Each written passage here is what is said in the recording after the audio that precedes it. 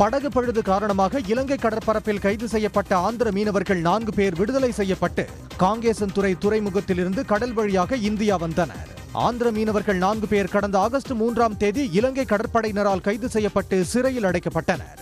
இந்நிலையில் இந்த 4 மீனவர்களும் தமிழ்நாட்டில் புதிதாக படகு கொள்முதல் செய்தமைக்கான சட்டப்பூர்வமான ஆவணங்கள் காணப்பட்டதன் அடிப்படையில் அவர்கள் பயணித்த படகுடன் விடுவிக்குமாறு அந்நாட்டு நீதிமன்றம் உத்தரவிட்டது. நீதிமன்ற உத்தரவின் பேரில் அவர்கள் கடல் வழியாக பாதுகாப்பாக இந்தியா திரும்பினர்.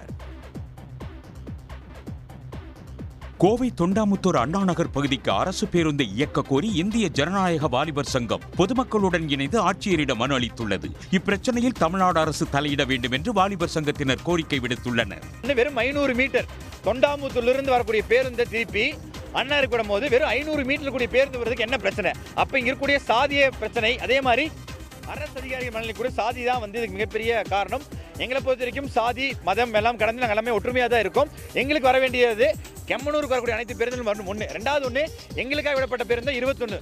அப்படிப்பட்ட பேருந்து மீண்டும் எங்களுக்கே திருப்பி தரணும். அதுக்காக தான் நீங்கள் வந்திருக்கோம்.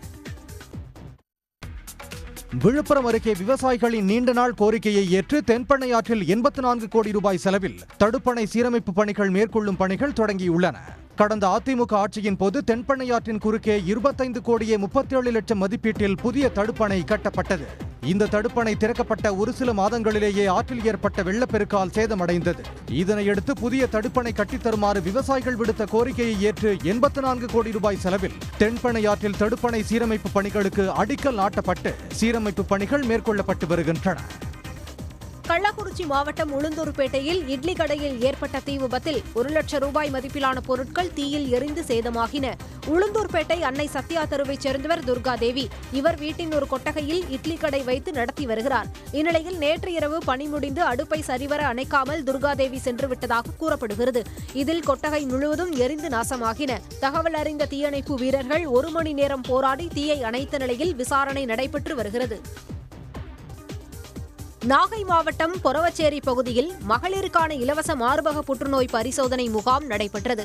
தனியார் கல்லூரியில் நடைபெற்ற இந்த சிறப்பு மருத்துவ முகாமில் புற்றுநோய் போன்ற நோய்களை ஆரம்பத்திலேயே கண்டறிய உதவும் மருத்துவ பரிசோதனைகள் அதிநவீன மருத்துவ வேனில் நடைபெற்றன.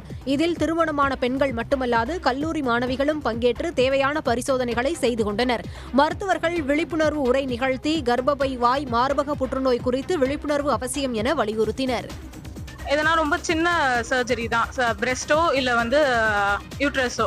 ஸோ ரொம்ப ஏர்லி லீஷன் ரொம்ப முன்னாடியே நம்ம கண்டுபிடிச்சிட்டோம்னா அது ஈஸியாக நம்ம ஃபர்ஸ்டே சர்ஜரி பண்ணிட்டு ட்ரக்லேயே முடிச்சிடலாம். அது முன்னாடி உடம்பு ஃபுல்லாக பரவறதுக்கு முன்னாடியே கண்டுபிடிக்கிறதுக்கான ஒரு டெஸ்ட் தான். 40 வயசுக்கு மேலே இருக்கிறவங்க எல்லாருமே மேமோ ரொட்டீனாகவே பண்ணணும்.